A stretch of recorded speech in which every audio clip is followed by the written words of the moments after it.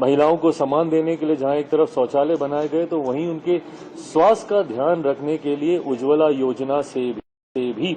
उनको जोड़ने का कार्य किया गया। हर एक वर्ग का ध्यान प्रधानमंत्री जी के द्वारा रखा गया।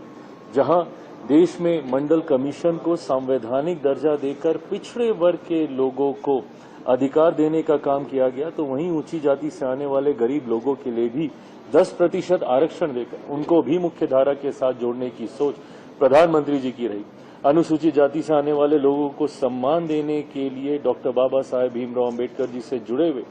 जितने स्थल रहे, भले वो उनकी मऊ में जन्मभूमि हो या चैत्य भूमि हो, नागपुर में उनकी दीक्षा भूमि हो या लंदन में जहां उन्होंने शिक्षा हासिल की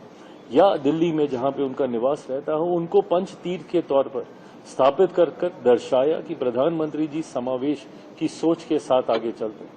मुस्लिम वर्ग से आने वाली महिलाओं के लिए ट्रिपल तलाक जैसे कानून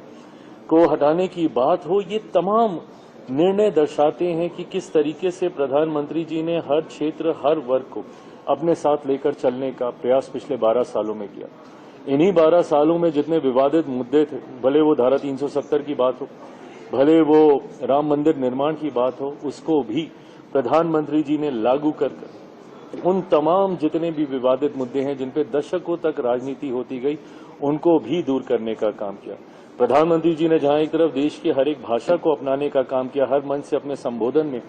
उस देश की, उस राज्य की भाषा को अपनाने का काम किया, उस राज्य की वेशभूषा को अपनाने का काम किया, भले वो गमछा हो, वो साफा हो, पगड़ी हो या पाग जो हमारे यहाँ बिहार में, मिथिला में हम लोग पहनते हैं, हर चीज को उन्होंने उतनी ही खूबसूरती से अपनाने का काम किया। खाद्य प्रसंस्करण मंत्री होने के नाते जब प्रधानमंत्री जी ने अलग अलग व्यंजनों को देश ही नहीं दुनिया तक पहुंचाने का काम किया, भले वो मखाना हो या श्री अन्न हो या सी बकथौन हो, ये तमाम ऐसी चीजें हैं जो दर्शाता है कि प्रधानमंत्री जी किस तरीके से गांव और शहर की दूरी, भारत और दूसरे देशों में विकास की दूरी को कम करने का कार्य पिछले 12 सालों में निरंतरता में करते आए हैं। यही कारण है कि आज पूरा एनडीए परिवार उनके साथ मजबूती से जुड़ा हुआ है।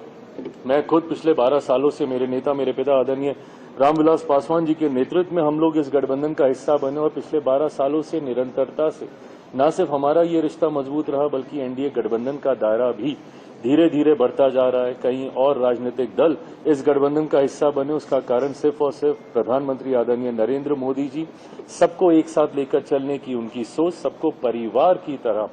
उनके सुख दुख में उनके साथ खड़े होने की सोच ने ही उनको आज देश के सर्वोच्च नेता की श्रेणी में सबसे आगे उनको खड़ा करने का काम किया। मैं एक बार फिर से मेरी तरफ से, मेरी पार्टी लोक जनशक्ति पार्टी रामविलास की तरफ से मेरे प्रधानमंत्री आदरणीय नरेंद्र मोदी जी को longest serving elected prime minister के तौर पर आज अपना कार्यकाल को आगे लेकर जाने के लिए ढेर सारी बधाई, ढेर सारी शुभकामनाएं देता हूं। वो स्वस्थ रहे, दीर्घायु रहे, ये शुभेच्छा